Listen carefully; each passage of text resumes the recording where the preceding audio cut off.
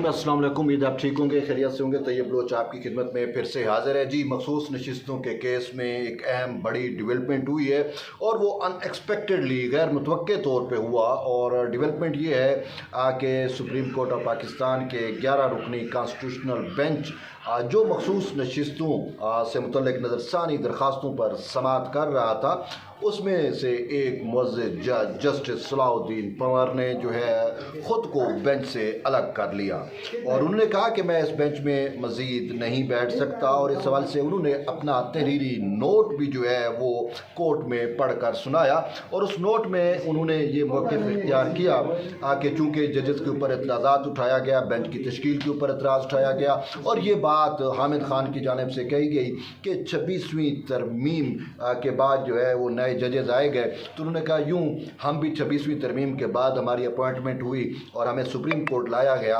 तो इसी वजह से आइन और कानून के तकाज़ों को भाई सामने रखते हुए मैं ख़ुद को इस बेंच से अलग करता हूं। ये तो स्टोरी है जस्टिस सलाहुद्दीन पंवर की कि वो बेंच से अलग हो गए हैं, लेकिन अब बात यह है कि वो बेंच से अलग क्यों हुए, क्या ऐसी वजह थी कि उन्होंने ख़ुद को अलग कर लिया? क्या सिर्फ हामिद खान के एतराज़ात की वजह से अलग हुए? हामिद खान ने तो ज़ाती तौर के ऊपर या वैसे भी इंडिविजुअली अगर हम देखें तो सलाहुद्दीन पंवर से मुतल्लिक एक बात भी नहीं की। हामिद खान ने कलेक्टिवली कुछ बातें ज़रूर कही, हामिद खान ने इज्तिमाई तौर के ऊपर बेंच की तश्कील पर एतराज़ात ज़रूर उठाए, लेकिन उन्होंने किसी भी एक जज को मास हुआ साबिक चीफ जस्टिस काजी फैज़ ईसा जो रिटायर हो गए हैं, उसके अलावा उन्होंने किसी जज को ज़ाती तौर के ऊपर हदफ तनकीद का निशाना भी नहीं बनाया, किसी ज़ाती तौर पर किसी जज पे एतराज़ भी नहीं उठाया। तो फिर सलाहुद्दीन पंवर में ऐसा क्या हो गया या उनके माइंड में ऐसा क्या कुछ आ गया कि उन्होंने बेंच को अलग किया जब उनके ऊपर एतराज़ ही नहीं था? एक कलेक्टिव एतराज़ को उन्होंने अपनी ज़ात के ऊपर क्यों ले गए? ये एक बड़ी अहम बात है। सिंपल जैसे ये नज़र आ रहा है वैसे है नहीं। और वजह जो है वो अगर आपको याद हो कि 3 दिन पहले मेरा जो है वीलॉग मौजूद है, अगर आपने सुना हो कि किस तरीके से बेतीजा कोशिशें हो रही हैं कि ये बेंच टूटे, जिस तरीके से कोशिशें हो रही हैं कि ये मामला समात हतमी तौर पर जो है इसकी समात ना हो सके, और जिस तरीके से किस तरीके से ये कोशिशें हो रही हैं कि जस्टिस मंसूर अली शाह का जो फैसला है वो सर्वाइव करे और वो कलअदम ना हो पाए। तो वो मैंने आपको बातें बतलाई थी और मैंने आपको बताया था कि विद इन जुडिशरी भी कोशिशें चल रही हैं। एक साइड पे तहरीक इंसाफ, एक साइड पे सुन्नी इत्तेहाद कौंसिल तो एतराज़ात ढा रही हैं, वो तो कोशिशों में लगे हुए हैं, लेकिन विद इन जुडिशरी क्या कोशिशें चल रही हैं, जुडिशरी के अंदर क्या पक रहा है कि जो जुडिशरी में हमें एक डिवाइड नज़र आ रही है। जो दूसरे स्कूल ऑफ थाट के जजेस हैं जिनको आप ईमानदार जजेस कहते हैं, जिसमें जस्टिस मंसूर अली शाह हैं, जस्टिस मुनीब अख्तर हैं, जस्टिस आयशा मलिक हैं या जस्टिस अकील अब्बासी हैं, कि वो भी तो खामोश नहीं बैठे हुए, वो भी तो हाथ पे हाथ धर के नहीं बैठे हुए। वो क्या कोशिशें कर रहे हैं, वो क्या काविशें कर रहे हैं, मैंने आपको वो याद होगा उसकी तरफ आपकी तवज्जो दिलाई थी। तो आज वही बात हुई जिसका मुझे खदशा था, जो मैंने कहा कि जजेस जो हैं वो जजेस के ऊपर कोशिशें कर रही हैं। वो उनकी ये कोशिशें हैं कि जो खासूसन नए जज हैं इस बेंच में, वो जो है बेंच मतलब है उठ जाए और समात इस मामले पर जो है ना हो सके। याद होगा, आपको बतलाया था ना, याद होगा। ये और बात है कि हमारे व्यूज़ बहुत कम आते हैं, बहुत कम लोग सुनते हैं, लेकिन बात हम पहले ही आपको बता देते हैं जो हक और सच की होती है, जो कुछ हो रहा होता है, और यही कुछ हुआ। अब मेरी अंडरस्टैंडिंग क्या है, जस्टिस सलाहुद्दीन पंवर कहाँ से उनका ताल्लुक है? सिंध से। अफसोस से कहना पड़ेगा अहले सिंध को कि आज सिंध के लोग उनको शर्मसार कर दिया है जस्टिस सलाहुद्दीन पंवर ने, जिस तरीके से उनको लाया गया। मुझे तो समझ नहीं आ रही कि जस्टिस सलाहुद्दीन पंवर की फिर नामजदगी किसने की, जो यूथराई एतराज़ात को बुनियाद पर जो है वो उठ गया। अफसोस से कहना पड़ेगा, लेकिन वो उठा नहीं है, उठाया गया है। कैसे उठाया गया है वही बात मैं आपको बतला रहा हूँ कि सलाहुद्दीन पंवर का तल्लुक सिंध से है। सिंध से यहाँ पे जस्टिस मुनीब अख्तर जो है उनका तल्लुक बरह रास्त सिंध से है। तो मुनीब अख्तर का बहुत ज़्यादा इन्फ्लुएंस है सिंध के जूनियर जजेस के ऊपर।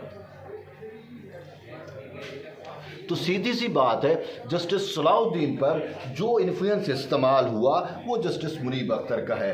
26वीं तरमीम का उन्होंने कमेंट भी किया सलाउद्दीन पवार ने। तो 26वीं तरमीम पे आप मुझे बताएं कि ख़त किसने लिखा, जुडिशल कमीशन को किसने ख़त लिखा था 26वीं तरमीम पे? अभी जो 19 जून को जुडिशल कमीशन का इजलास हुआ उसमें जस्टिस मंसूर अली शाह का ख़त नहीं लहराया गया, नहीं कहा गया कि भी जब तक 26वीं तरमीम का फैसला नहीं हो जाता उस तक कॉन्स्टिट्यूशनल बेंच को तस्वीर ना दी जाए। ये मंसूर अली शाह का एतराज़ था ना, तो ये किसने ख़त दिया? तो साज़र मुनीब अख्तर जुडिशल कमीशन का हिस्सा है ना दूसरी साइड पे, उन्होंने ये ख़त दिया था। तो यूँ मुनीब अख्तर साहब ने जो है वो बेतीरा कोशिश की, जस्टिस मंसूर अली शाह साहब ने भी कोशिश की और आगे भी कोशिशें जारी हैं। ये भी सलाउद्दीन नहीं है, दूसरे मैटर्स भी जारी हैं। तो उन्होंने अपनी हर मुमकिन हद्दुल मक़दूर कोशिशें की और उन कोशिशों के नतीजे में वो जस्टिस सलाउद्दीन पंवर को शायद कैल करने में कामयाब हो गए। और यूँ जस्टिस सलाउद्दीन पंवर अपना माइंड पहले से बना चुके या उनका माइंड बनाया गया और उसके बाद उन्होंने इतना नोट लिखा। नोट जो है वो लिखने के बाद आज जब समाज शुरू हुई तो आज की समाज में उन्हें मौका मिला और उन्होंने खुद को बेंच से अलग करते हुए वो नोट पढ़ा और यूं वो बेंच से अलग हो गए। ये असल मामला है, ये मैंने पहले ही भी आपको बताया था। जस्टिस सलाउद्दीन पंवर ने खुद को अलग कर लिया है और उसके बाद अभी अगर आप देखें तो हामिद खान को जिस तरीके से जज ग्रिल कर रहे हैं वो भी अब आपके सामने है। हामिद खान जो है वो लीगल पॉइंट पे बात नहीं कर रहे, जजेस पे जो है वो बेतुके एतराज़ात उठा रहे हैं बेंच की तश्कील के ऊपर और पता नहीं क्या कुछ। तो वो जैसे अफसोस है लोग इसको भी वकील बना, सीनियर वकील थे ये हामिद खान जो आज आपको आर्ग्यू करते हुए नज़र आए। तो बहरहाल किस्सा मुख्तसर ये कि जो है वो सुप्रीम कोर्ट में बैठे हुए ईमानदार जजेस जो है वो फ़िलहाल तो कामयाब हो गए हैं। उन्होंने अपना जो है वो जो चाल चलनी थी वो चल चुके, उन्होंने की जो कोशिश। लेकिन एक बात है कि 11 रुकनी बेंच था, 11 रुकनी में से एक निकाल दिया या निकल गया तो बाकी 10 बच गए, लेकिन उनकी ख्वाहिश फिर भी पूरी नहीं हुई। मामला अब ये है कि 11 रुकनी में से एक चला गया तो बाकी बचा 10, तो 10 रुकनी बेंच ने फिर से ये समाज शुरू कर दी है। अब दोबारा समाज चल रही है और वही हामिद खान दलाइल भी दे रहे हैं और हामिद खान को अब जजेस की जानिब से कोई रियायत नहीं दी जा रही क्योंकि हामिद खान की मौजूदगी इस बेंच में मुझे नहीं पता सुन्नी इत्तेहाद कौंसिल के 2 वकीलों को इजाज़त ही क्यों दे दी गई।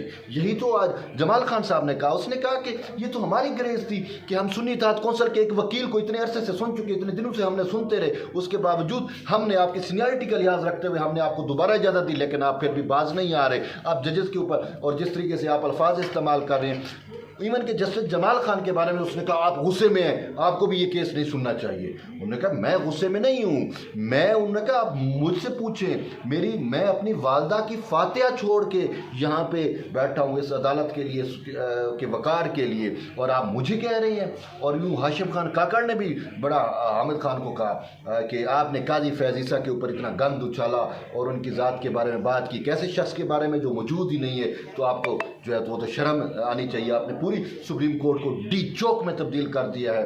तो बहरहाल मेन चीज़ है कि समाज जारी है, मज़ीद इसमें जो अपडेट होगी मैं आपको आगाह करूँगा। लेकिन यूँ फ़िलहाल ईमानदार जजेस जो है वो किसी हद तक कामयाब ज़रूर हुए, लेकिन उनकी ये कामयाबी आज की कामयाबी वक्ती कामयाबी है, मुस्तकिल उनको कामयाबी मिलने नहीं लगी। तो बहरहाल जुड़े रहिए।